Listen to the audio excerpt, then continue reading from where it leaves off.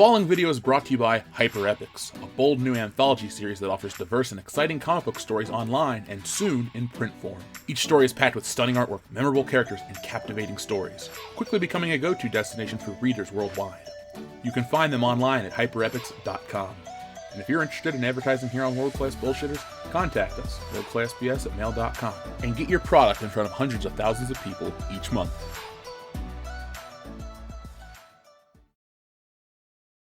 The following is a world-class Bullshitters exclusive. October 3rd, 2008, The Clone Wars debuts as the first weekly animated Star Wars series on Cartoon Network, running for over 120 episodes and ultimately ending its run on Netflix in March of 2014. Fast forward to July 19th, and The Clone Wars is back. Sort of. Like most of you, I was a fan of The Clone Wars. It was fun, it was exciting, and at times it was truly excellent. For many, including myself, it brought weight to the prequel characters created by Lucas and made them better. Anakin was actually heroic, Dooku was actually effective, and Jar Jar? Well, fuck Jar Jar. Overall, I really enjoyed the hell out of the show. I rank it highly on my list of the best Star Wars stuff. Below the OT, but above Attack of the Clones, The Phantom Menace, The Force Awakens, The Last Jedi, Solo. My point is, I liked it. And when the news of the show getting revived came out, I was incredibly interested. At first. Then I thought about who's in charge now. And that changed my mind. The news of the return was good. I genuinely liked that show back in the day, and it still holds up for me. I thought to myself, finally, they're going to fix Star Wars. They're going to bring back the last good thing produced for the franchise. But once I learned it was just leftovers from the previous series, my hype died down a bit. Intention is incredibly important to me. The intention of this show isn't strictly to sweeten the Disney streaming service, but to help mend the public relations with Lucasfilm. We all lived through the trash of Disney film, and I don't need to remind you of it. But if you do, just imagine being called every terrible thing in the book for not liking The Force Awakens and The Last Jedi. I firmly believe that the intention of this move is to salvage what goodwill they have left with the fans. Prior to this, Disney film seemed hell-bent on creating new works, even if they were just old works repackaged. Above all else, the EU died, but the most marketable parts were revived for money. Now, this is happening. You have to ask yourself, why? Probably because it's the fastest and cheapest way to distract the audience from this shit show. If you take a closer look at the trailer itself, you can see how unfinished it looks. If I was telling you that this trailer, the announcement, and the entire production was a result of The Last Jedi and Solo's failure, you could call me a crazy asshole. But what if I told you the episodes aren't exactly new? And what if I told you that D. Bradley Baker himself has only been aware of the revival for 3 or 4 months? That puts us in March or April of this year, right in the middle of the Star Wars shit show. Seems like this is a really desperate attempt to keep fans around. I wonder how they could have such a quick turnaround. Oh yeah, this is how. A StarWars.com interview with Dave Filoni, the show's supervising director, confirmed that the new season would contain 12 episodes. Of the story arcs in that new season will be the Siege of Mandalore, with some scenes about it contained in the trailer. The arc was originally intended as the show's finale, which takes place before and during the events of Star Wars Revenge of the Sith, including Order 66. The arc has been referenced in Star Wars Rebels and partly adapted for the young adult novel Ahsoka. The Siege of Mandalore was first mentioned in Lost Commanders, the premiere episode of Star Wars Rebels' second season. The episode itself was written by Matt Michnovetz. Michnovetz included mention of this event as a reference in the unreleased finale of Star Wars The Clone Wars TV series that preceded Star Wars Rebels. Previously as the head writer for The Clone Wars, Michnovetz detailed the Siege of Mandalore for a story arc that would have concluded the series' 8th and final season. According to supervising director Dave Filoni, the story arc revolved around the possibility that Ahsoka Tano would rejoin the Jedi Order. However, the episodes were not completed prior to the series' cancellation in 2013. If that wasn't enough for you, here's more information about the mostly completed episodes. Lucasfilm story group Pablo Hidalgo stated that there were 13 story arcs left. Writer Brent Friedman revealed on his Twitter that scripts for the unproduced seasons 7 and 8 had been written prior to the series' cancellation. James Arnold Taylor, Obi-Wan Kenobi's voice actor, has stated that prior to the series' cancellation, the actors had recorded at least 2 remaining unproduced seasons. Had the series been allowed to continue, its final episode would have taken place during and after the events of Revenge of the Sith. Since the end of the series, both Leland Shee and the official blog have posted chronological lists of episodes.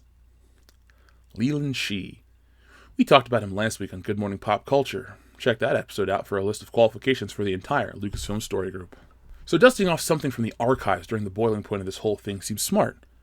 There were tons of articles claiming that Star Wars was dead, and now they do this in an attempt to shut that up. That probably won't work, because we're not going to allow it. We're too strong at this point. Episode 9 is what we need to stay focused on.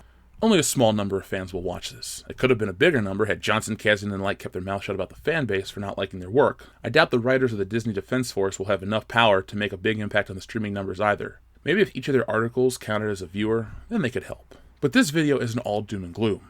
Just for fun, I thought I'd talk about some of these unfinished episodes. A listener of the show sent me a link to a website that covers all the unfinished content produced for Clone Wars. Let's take a look at it. This information comes from the Midichlorian Center.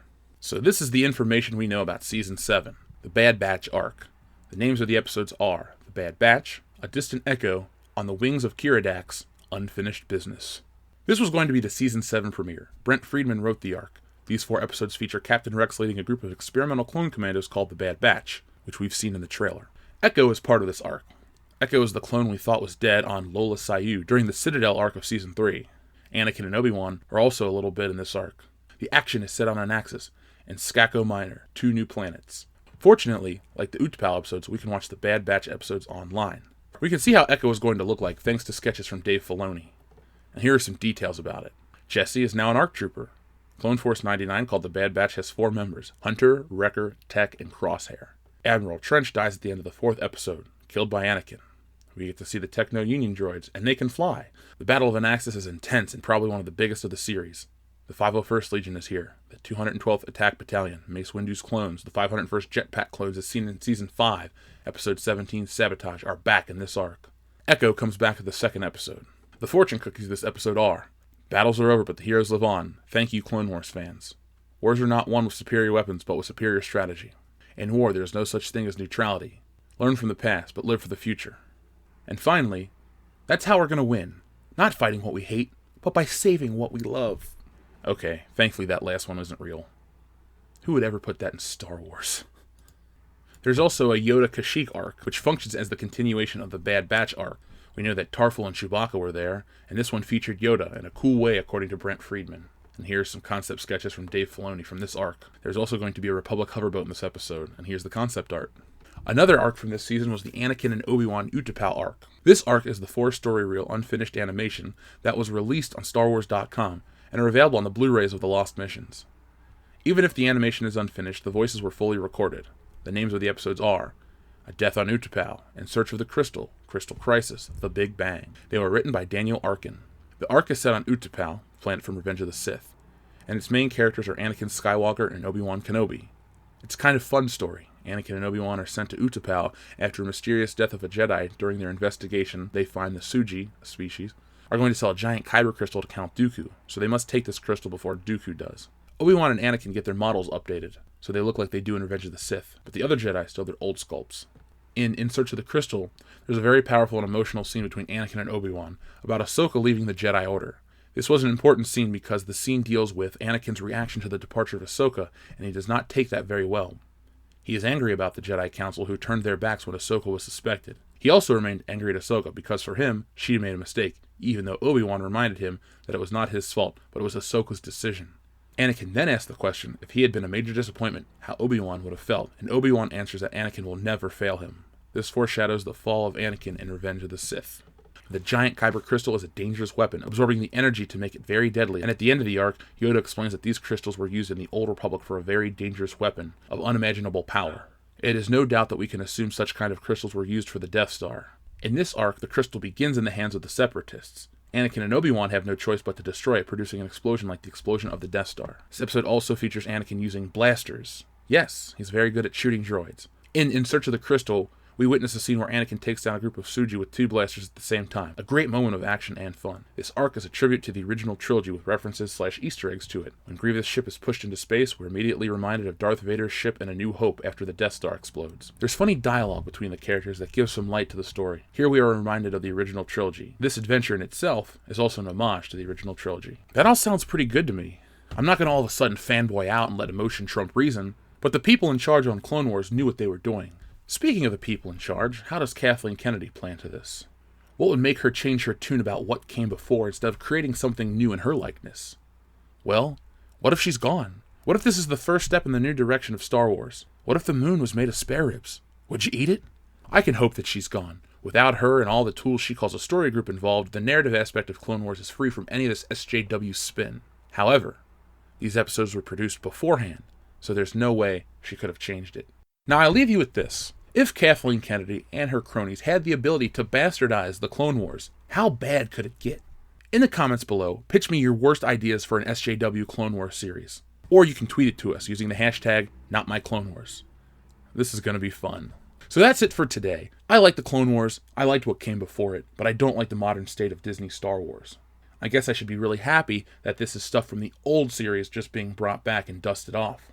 So let's hope that they don't go back and change anything to fit this new, modern, woke version of Star Wars. And if they do, well, then I'm out completely.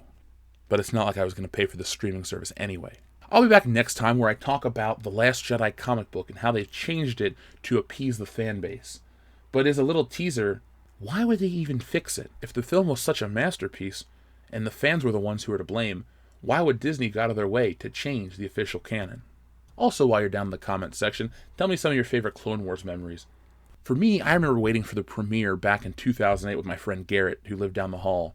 We were in college at Michigan State, and on Fridays, at least early on, neither of us would go out, so he would either come to my dorm room or I'd go to his, and we'd watch the Clone Wars, and we liked it. The first episode was pretty decent, but it got better from there. And I stuck with it for quite a while, until I started going out in college, and Friday nights weren't for Star Wars The Clone Wars anymore. They were for other things. But I did have the pleasure of going back and watching these episodes on Netflix, and I'm glad I did, because they were pretty awesome until the end. So thank you for watching, and folks, don't forget Solo and The Last Jedi when you see stuff about the Clone Wars. Remember how it's been, and don't give them the proverbial Infinity Gauntlet so they can just snap this bullshit out of your memory and move on forward. If you liked this video, make sure you give it a thumbs up and share it everywhere you go. If you're a super fan of this channel, check out our Patreon page. $1 a month goes a long way. $5, which is only 17 cents a day, goes even further.